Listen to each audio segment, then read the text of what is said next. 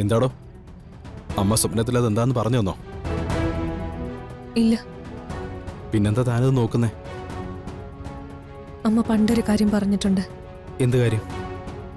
നമ്മൾ ഏറ്റെടുത്തൊരു കാര്യം പൂർത്തിയാക്കാൻ സാധിക്കില്ല എന്ന് ഉറപ്പ് തോന്നിയാലും നമ്മളിത് വിട്ടുകളയരുത്. മാക്സിമം ട്രൈ ചെയ്യണം. ബാക്കി കാലത്തിനായി വിട്ടുകൊടുക്കണം. നമുക്ക് പിന്നാലെ നമ്മളെക്കാൾ കഴിവുള്ളവർ വരികയും അവരത് പൂർത്തിയാക്കുകയും ചെയ്യുമെന്ന്. അമ്മയ്ക്ക് എന്തോ അപായം സംഭവിക്കാൻ സാധ്യതയുണ്ടെന്ന് അമ്മ മനസ്സിലാക്കിയിരുന്നു കിരൺ. അതുകൊണ്ട് മേനോനെ കുറിച്ചുള്ള തെളിവുകൾ അമ്മ ഫയലിലാക്കി സൂക്ഷിച്ചു.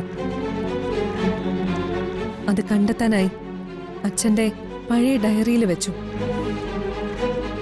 വീട്ടിൽ ആരോടും ഒരു കേസിനെ കുറിച്ചും ഒന്നും പറയാത്ത അമ്മ അച്ഛന്റെ പഴയ ഡയറിയിൽ ഇങ്ങനൊരു എഴുത്ത് വെച്ചത് ആരെങ്കിലും എന്നെങ്കിലും അത് കണ്ടെത്തുമെന്ന് കരുതി തന്നെയാകും. താൻ പറയുന്നല്ല ശരിയായിരിക്കാം. എന്നാലും ഇതെന്താണെന്ന് ആർക്കെങ്കിലും മനസ്സിലായാലല്ലേ അതുകൊണ്ട് പ്രയോജനമുള്ളൂ. നമുക്കൊന്നുകൂടി ട്രൈ ചെയ്യാം.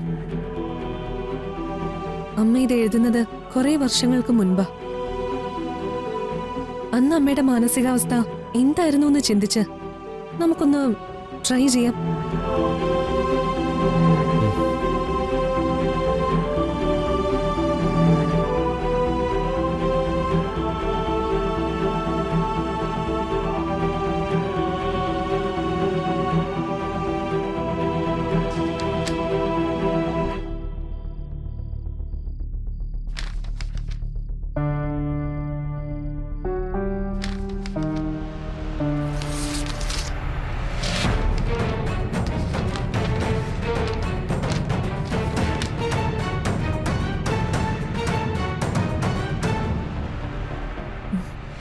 MN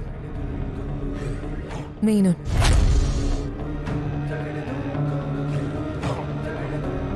F file. ഇനി ബാക്കി നമ്പറുകൾ. ഇതിന്റെ ഇടയിലെ സ്ലാഷുകൾ മാറ്റിയ ഇതൊരു 6 അക്ക നമ്പർ.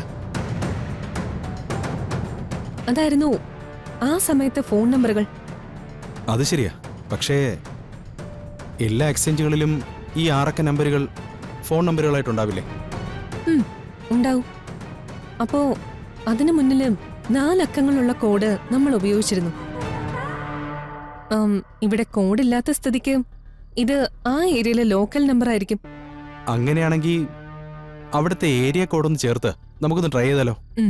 ആ ഫോണിതാ.